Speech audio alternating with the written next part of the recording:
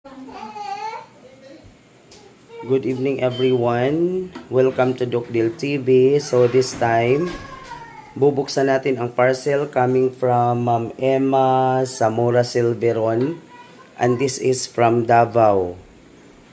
Titingnan natin kung anong uri ng halaman ang andito sa loob. But before that, for those who are new to this channel, I want you to subscribe and then hit the notification bell so that if I have new videos relating to growing and cultivating orchids, you will always be updated.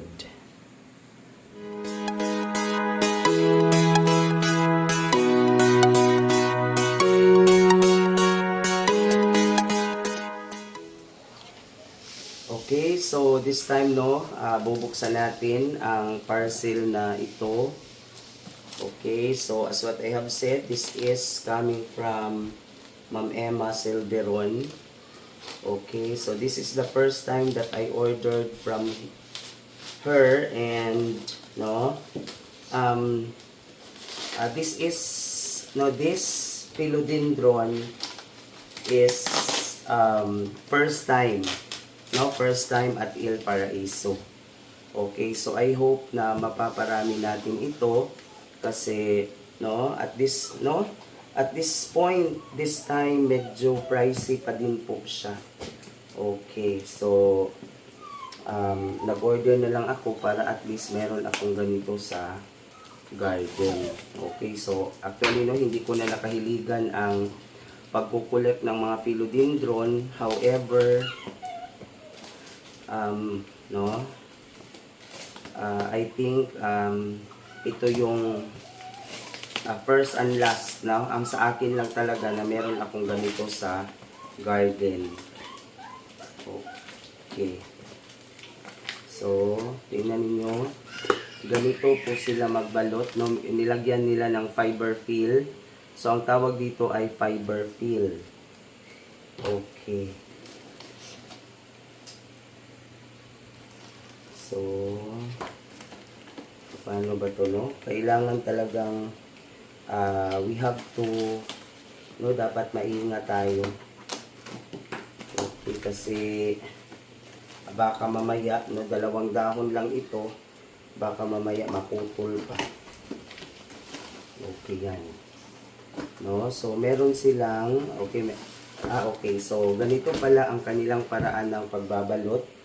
So nilagyan nila ng scotch tape ang paligid ng pot, at saka dito sa ibabaw nilagyan nila ng fiber fill. Okay, yan.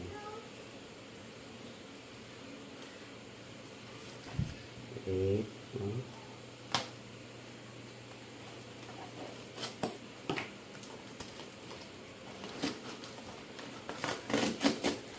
So ito po. Ingat na ingat po sila sa pagbabalot, kaya ingat na ingat din tayo sa pagbubukas.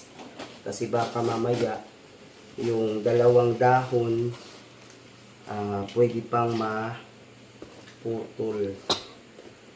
Okay. Yan.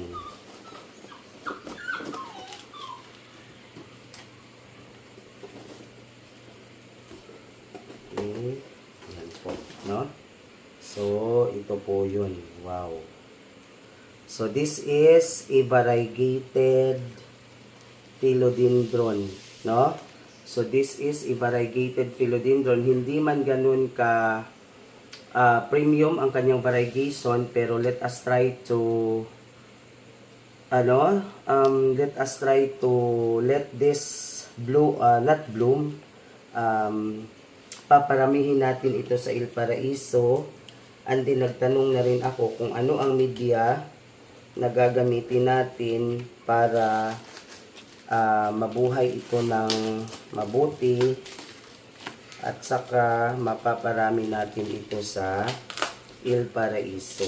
Okay, so ito yung minaydi ko last time. Okay, so hindi ganun ka premium ang kanyang variegation, pero halatang halata naman na sa dahon meron siyang lutang na lutang, no? Yung kanyang variegation. So, gagawin natin is aalagaan natin itong mabuti. Baka someday, somehow, mababawi din natin yung pera na binili nito. No? So, sana. Kasi yung sa akin ngayon, hindi na ako nagbibenta ng mga orchid sa garden.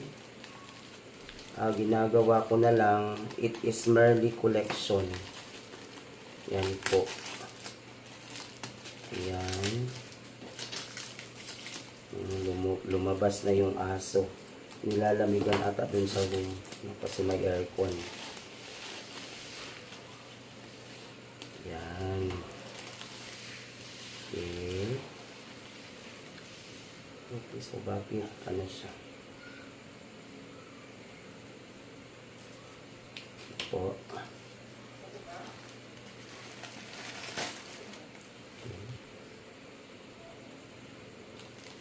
So, kailangan siguro nito ng no, para hindi maalog yung kaniyang stem.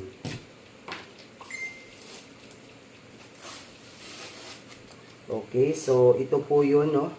Ito po yung nabili ko kay Ma'am Emma. So, salamat Ma'am Emma. I hope mapaparami ko ito sa Il Paraiso. Okay, maraming salamat. At hanggang sa muli, no, ng ating pag-unbox ng mga parcel. Huwag niyong kaligtaan na mag-subscribe sa aking channel. Magandang gabi. Salamat.